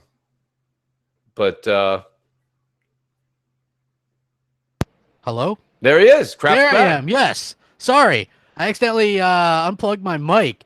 Holy crap. Sorry about the silence, guys. I'm sitting there and I'm checking my microphone. I'm like, well, I didn't move. I'm like, nothing's happened. I'm like, sorry. All right. Well, sorry about that, guys. I unplugged my mic and I'm like, because I have my mic set to where I can hear myself a little bit when I talk. And I couldn't hear that anymore. And I was like, oh, crap. Yep. Nobody can hear me. It's so funny because I was going to keep the show going, but what happens, I don't know how many in the audience actually know this or don't. When you're doing podcasting, there is a sense that you can hear I'll call it a white noise. It's some kind of noise that you can always hear that you're live. Yes. When your headset went out, crap, it wasn't a normal sound. It kind of went like completely like tone deaf. I couldn't hear. There was no sound at all coming. So I thought the show ended. So yeah, that's what I heard. I was like, oh, crap. I look over and I'm like, it still says live, and I still see the chat scrolling. So I'm like, well, I don't know what it could be. That's when I was like, well, I don't know if it's just me. And then you came right back on. But no, please finish your thought on Darksiders. I really do want to hear it. Yeah, I like the game. It is incredibly difficult. It is hugely difficult. Like just even that first boss, right? Like you start off on that little, it's like not a long level. It's like the little, and then you fight her, and then that took me like 7 or 8 times and then you have to start at the beginning of that level every single time. Yeah, right? that's, and I don't understand where people are making the reference. I don't know where people are making the reference that you said it yourself too. I don't know. I get kind of tired of everyone being like, it's like Dark Souls. I don't know if it's, the fact that you have to go and collect what you dropped, I guess, but like, is there a lot of long? I only played the first Border 2. Like, is there a lot of long maps before you get to the boss fight? Yeah, there is there's a lot of exploring and stuff like that. So, I should probably give it another shot. I mean, what's your take on it so far? I mean, it's hard for me to. I don't know what your feelings are on it because we both talked about it the first night, and that wasn't enough to really discuss. You know what? I like the character. I like the setup. For me, it's a very difficult game. I'm having, it's like I gotta go. I've been playing it here and there, like kind of slower pace, because what happens is, and I don't know, because I haven't really spent a lot of time in Dark Souls, but it's one of those things where you have to learn the bosses and stuff, right? Yep.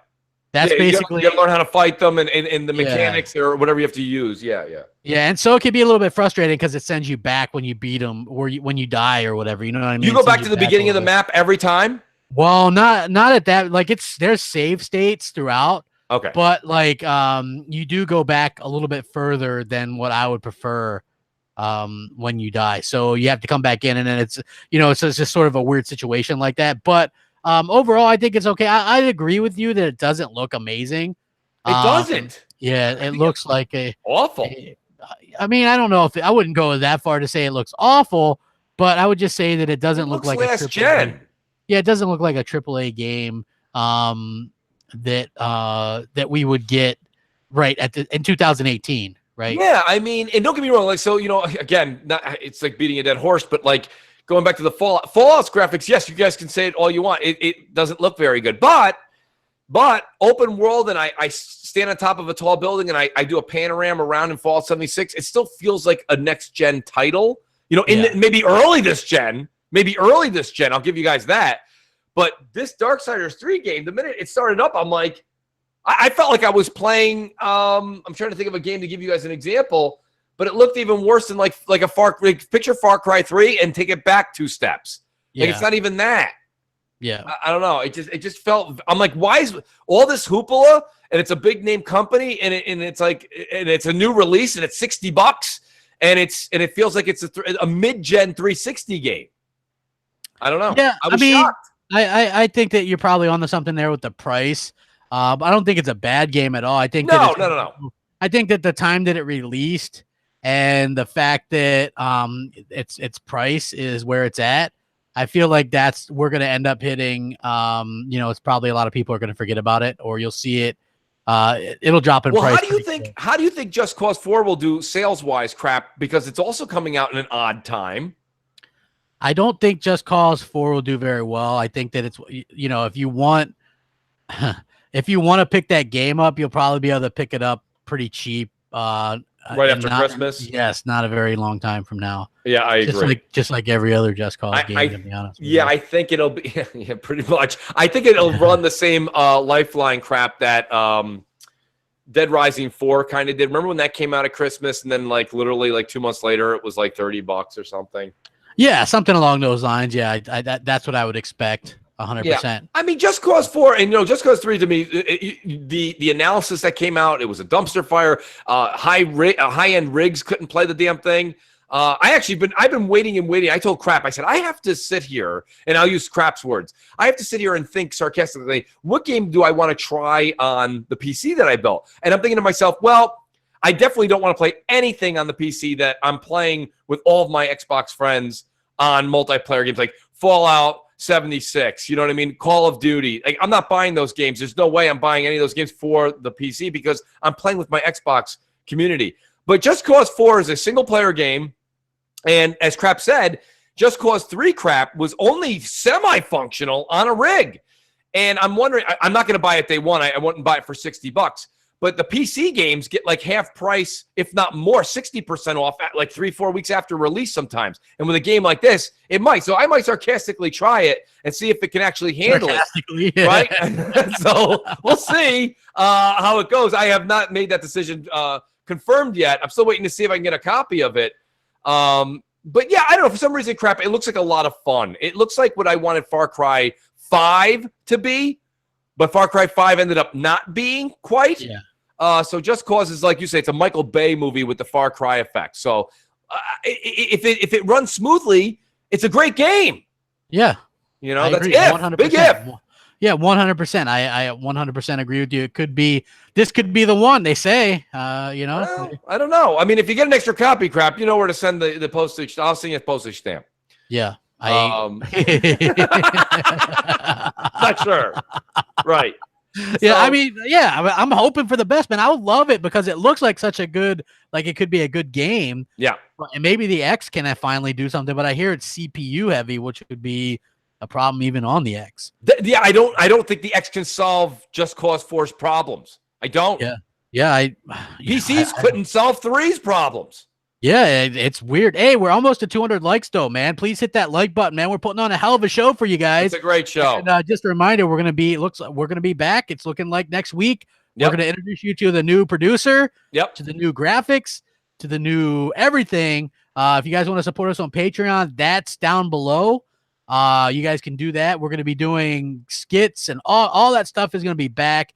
Tell your friends, tell your mom, tell your granny. That's right. Tell everybody. Yes. Well, Crap, here, I want to bring something up to you. I'm really interested to hear your opinion. Do you think that I know you've been a little disappointed as of late with Call of Duty. I'm not I like the game. It's just I'm disappointed with kind of how they half-assed it, right? Like so they release new maps, right? But they're just the same maps at different times. Yeah, that's kind of cheeseball, right? Is that, I think that's kind of it's another way for them to be like, look, we provided more content, but you've already got the content. Yeah. We're just pulling one over you. Yep. Exactly. So I agree with you there. Yeah. It's like, here's firing range at night. Yeah. Here's Seaside, which is the new map at dusk. Wow. Yeah, it's like if we literally recorded this, right, Crap, and then we scripted it, and then we're like, a brand new M&C show tonight, and it's the same one at night. So it's the same, but different, but still the same. Still the same. Exactly. Right. That was exactly my thought too. So, it threw me for a little bit of a loop, to be honest with you. I'm like, I like the game. I paid for it. Okay. No campaign. Okay. The zombies thing, I played that. It's not great. A Blackout's fun, but with the crew, and like Team Deathmatch I enjoy, but here's the thing, like Team Deathmatch, which is my favorite thing to play on there, is fun, but it only goes up to 75. They added Team Deathmatch 100, and I had been playing. Now they took that out, like it was under like the specific play groups or whatever, like special thing or whatever. So now that's not there. Just an extra 25 kills to win, so it's like, well, the game ends super fast.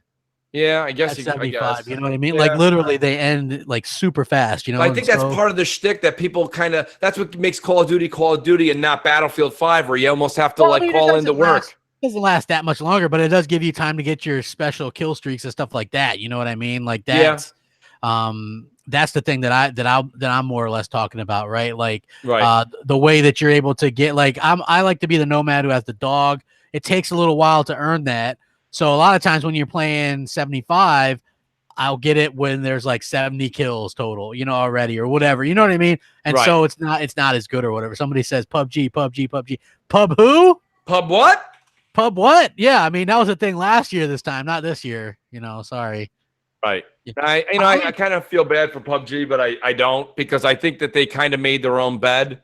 Oh, hey, they love PlayStation ever since the first PlayStation 1. Of course. Yes, they loved it. They're PlayStation-aholics, right? PlayStation-aholics. Microsoft helped fund them and push their game and all that kind of stuff, right? In fact, they even stopped their Fix PUBG campaign or whatever the hell that was, Yes, they did. When does that come out on PlayStation now? The 7th? December. Something like that. It's something like that, which is Friday, I believe. And to be honest with you, Crap, I'm going to be really interested to see how this, not only how it's received, but how it actually plays. I don't expect it to do very well on the PlayStation off the bat. I don't either. First of all, it's a 30 frames per second game. Second of all, the game had trouble running on the Xbox One X. Yeah. I can't imagine what it's going to do on the PS4, like a PS4 Slim or even the Pro, Yeah. Like I can't imagine it doing very well on there. Just, I can't. Sorry. Yeah, I don't either. And to be honest with you, the fact that Blackout is out there, that's what I play. That's all I play. I'll be honest with you, Blackout actually takes me, there's times I'm sitting there and I'm like, should I get back into Red Dead right now and play another couple of missions? I'm like, oh man, but it's so satisfying to play some. I even like playing solo Blackout. Like I get so into it. Well, solo isn't as fun for me because it's like I like the whole strategy thing. You know what I mean? That's true. There's a little. Well, there's a little, but yeah, there's less than if you're playing with duos or if you're not talking to people. You know what I mean? Like that could be a red team go, red team go. Yeah, no, I hear you, but I mean at the same time, I don't know. There's something also about that one-on-one. Your palms still get all kind of sweaty. You kind of get freaked out when you're in the last couple times I played. I got into like the top 10, top 5, and I was like, dude, it's just. Your heart gets racing. And PUBG did that too. But I feel like with Call of Duty, my mechanics are the mechanics feel better and I perform better. Well, you know what? Like, it's the 60 frames on those games. Right? It is. Like, the thing is, I think that why would they go for 4K on the X on that? It's like putting a PS2 game in 4K, to be honest with you. Absolutely. Why don't you make that thing 1440p? Heck, make it 1080p. Jesus, yeah, like make it 1080p, 60 frames. Do whatever you can to get it 60 frames on the lower consoles as well. Like I feel like despite the fact that everybody beats that drum about developers can do what they want. You know, if they wanted to do 60 on the X, they would. Yeah, let developers do anything. Listen, guys, developers are not like they're not the next coming of who. I mean, to be honest with you, like that's the one thing I don't care for sometimes that comes out of the Microsoft camp. And, it's all done behind the scenes. But I think sometimes Sony puts their foot down. Yeah. I really do. Because, with H1Z1, they're like, don't even try 1440p with that bastard. Make that 1080p. Well, according to their Neo documents from, like, forever ago, they mandated that you can't have a different frame rate between the Pro version and the regular version, right? Like, it can be within a few or whatever, you know what I mean? Right. But you can't have something 60 on the Pro versus something 30 on the standard PS4, right? They mandate that, Microsoft does it, but I still think developers as a whole, remember they announced it PUBG could do 60 on the X, right? Like they announced it. And so before the game came out. Yeah. And so the fact that we don't have that is absolutely crazy. Like why wouldn't they have bumped that up? That game would have been so much better if it seems like they never really worked on it. And I'd be interested to see how it runs on PS4, to be honest with you. Make it 1440p 60 on the X and make it 1080p, or I don't care what they do, 900p 60 on the S. And there you go. Mm-hmm. Make the game playable, enjoyable. Yeah, I agree. Blackout is really good. They did a really good job with that. It's and they fixed the ship right. Crap. Remember that first week the quads weren't working. They righted the ship. It was like a flip book, dude. Yeah, like seriously, you could. It was so bad. I was like, oh, this is somebody. Somebody at Activision was like, literally, they to use the reference we used earlier. They backed the truck up, dumped the money. They're like, get somebody to fix this now, because I'll tell you right now, you've got about another week until the social media bug comes and crashes on you, and it's over. Exactly. Mooch, what do you think about like Matt Piscatella coming out and saying the Xbox One X is selling phenomenally well? Yeah. Like, and then like conversely, people, people saying, oh, well, Microsoft must have paid him to say that and stuff. Like, I always get the feeling that Matt Piscatella in his personal life kind of prefers PlayStation, but he, he's just there just being honest about it. You know what I mean? Like he definitely seems like I would say I think he leans more towards PlayStation 2. I mean, his favorite game was like Astrobot, which is a good game, but it's definitely not better than Red Dead or God of War. You know what I mean? Like, it's right? It's not. No, I mean, no, first of all, the fact that they're paying off Matt Piscatella in no way, in any way, shape, or form that he's being paid off. There's no way. Number two, you got to look at the comment, though, the statement he made in the context it was made. He was answering a question on Twitter. Yeah. And somebody was like, oh, they were taking it and running with that as a title, like it was something he was reporting right from NPD, being like, NPD reports phenomenal sales. No, that's not what happened. Somebody phenomenal asked him. Sales. Phenomenal. More at 11. Someone just said to him, hey, how's the Xbox One X doing? I'm paraphrasing. And he was like, it's doing phenomenally well. So the X is doing well for its price point. But then he came out, you saw, well, a day later after he was catching slack for that, he goes, the PS4 Pro's also doing phenomenally. You know, so it was like, it was another one of those things where people clip a certain thing and they run with it, and nobody actually does the homework or the research to find out what the actual issue was or what the comment was stating about. They just run with the title. So, well, you know, it's funny because but it is doing well. The X is doing Yeah. very well. Here's the thing. People have a hard time wrapping their head around something because I'm like, Mooch, guess what? This something's doing well. Right. And there's no official number to prove that, right? People sometimes just want to believe that the Xbox One and Xbox One X are just selling like crap. Right. They're awful. Right? Yeah, they just it must not be selling anything because they're not releasing numbers. Well, here's the thing. Microsoft aren't releasing numbers per se, but they're releasing their revenue, which was $10 billion in the gaming division, right? Right. They earned $10 billion. You know, Sony only earned like $2 billion more or so. So they're neck and neck. You know what I mean? Like, so people really assume that Xbox is doing piss poor. You just have to look at the facts. You have all these facts now. It's like eventually people are going to have to realize that the Xbox One isn't a failure. And it could have been. It probably should have been the way they dropped the ball. You know, at the beginning of this generation, the fact that it's done as well as it is, I think that's fantastic. You know, but people that assume that it's just like doing horrible, you know, that's really kind of on them. You know, like I think that the console's done incredibly well. It, you know, just the fact that it's been able to do anything. You know, people will bring up they'll bring up the NPDs like, oh, when was the last time they won it? I don't know. You know, it doesn't seem like that's super important to Microsoft right now. Yeah, and it's hard to actually say that because when you say that in a conversation, be like, well, of course it doesn't matter to them. They're losing, blah. Yeah. So, I mean, they're losing as far as console sales, but are they winning as far as investors and stockholders are concerned? And the answer is yes, they're winning because they've got the cloud streaming down. They've got the servers down. People are going to them for the Azure services. You can see that next generation. I believe I've said this a number of times. I'll say it one more time. I believe the Xbox One X is going to be the cheaper SKU going into next generation. So you'll have the X that can do. I'm saying this 4K 30, and you'll see that you'll have the Scarlett be able to handle more of the 4K 60 or more high to ultimate settings that PC are used to on that console or that box. And that's where Microsoft's going to have a leg up because Sony's clearly going to have to. The PS4 Pro is completely and utterly this generation because it doesn't do the true 4K. So Microsoft has the ability to say, well, we have a 4K machine for cheaper, right? They've already got the X on sale this holiday for $399. So if next year, if the Scarlett's $499, and then you have the X at $350, $399, you've got two SKUs competitively priced, both 4K gaming. It gives them a leg up. Plus, they have the forward and backward compatibility thing that Microsoft is not bashful about. Sony may not want to do that, but Microsoft, I think, certainly does. Yeah, Microsoft is really kind of pushing that, and I think that that's going to be interesting when they do it because supposedly some of these developers are talking like, oh, well, we're making a PlayStation 5 game or a next-gen game, and it's not going to be possible in current stuff, right? Where does that leave Xbox with some of that stuff? That's a little bit of my worry as well. Elemental Pino says, always love the show. By the way, Bethesda's doing phenomenally this gen. Yes, they are. They're doing just fine. Yes. Well, look, but everybody's like trying to knock Bethesda, but haven't they come out with some of the best games this gen? Right? Well, yeah. Well, Bethesda as the publisher, yes.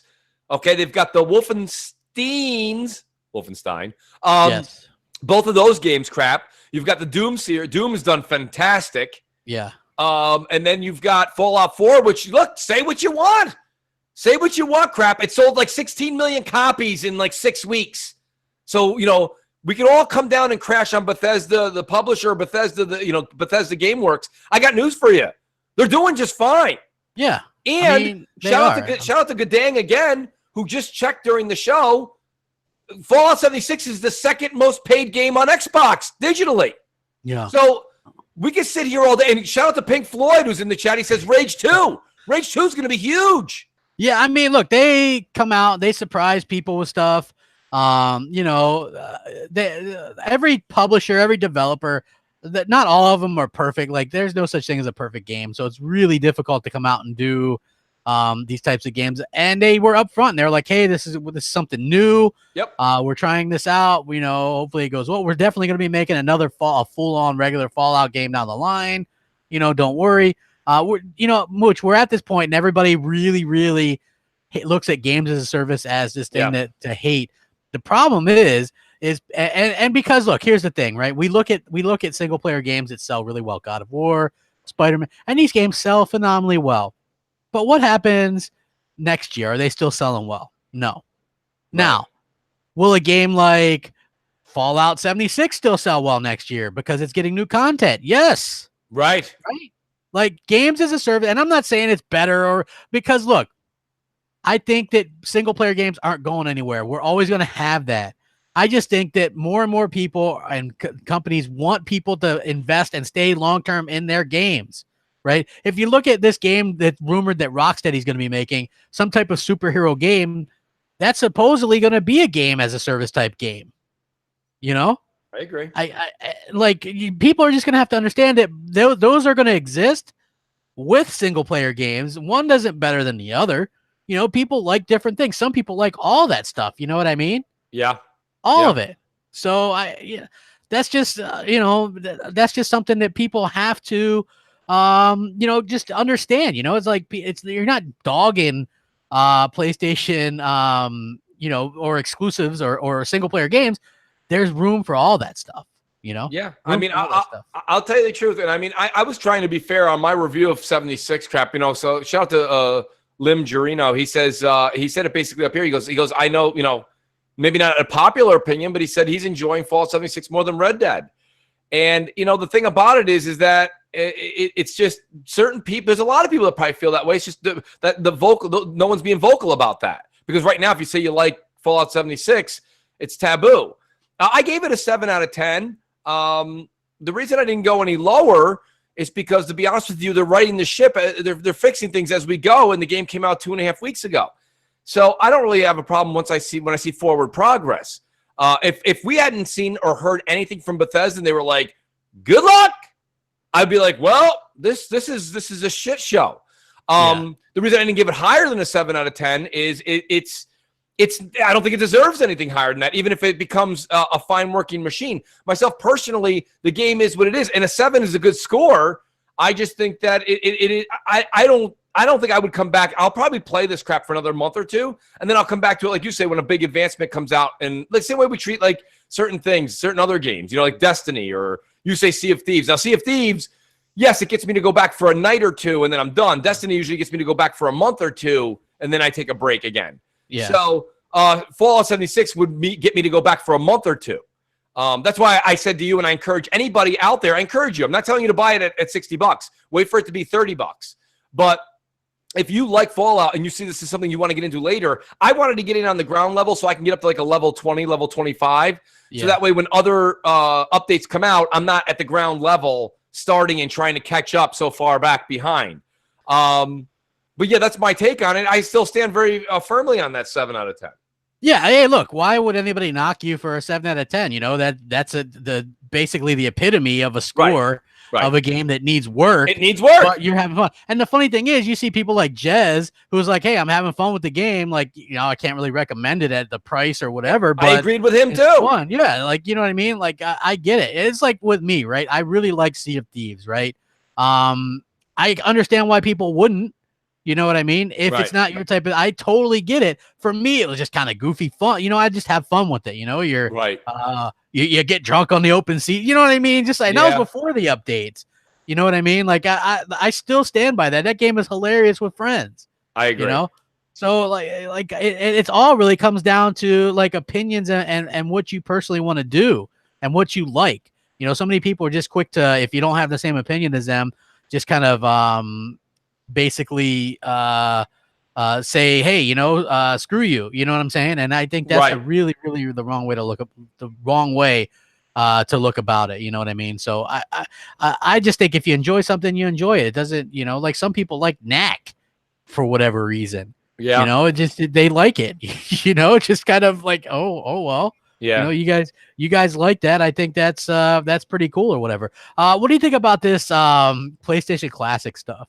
Well, it's an unfortunate thing, crap, because PlayStation could have ridden the coattails of Nintendo and scored like a bandit. Oh, but, yeah, hell yeah, they didn't. They picked they're not using. What are they doing? They're basically it's not even the proper emulator. They've got the probably the worst 20 games. There's maybe 1 or 2 on there that hit some of the fans' in the heart. But other, you know what I mean? Like, you know, hit them dear to the heart. But I think the rest of them are all kind of meh. And the price point, I think a lot of us, this is what I was saying in my topics on Crossfire, was that I think that the $100 nostalgia box is starting to wear thin on people. Yeah, I 100% agree. I think that not only that, but just they aren't even the good. The games are poor. Even the controllers aren't even the DualShock controllers. You know what I mean? Yeah. So if you look at Eurogamer, which is traditionally skews towards PlayStation, their review is the games are great according to them, which I disagree with that. But the emulation is really poor, a profound disappointment. That's their tagline, right? Yeah.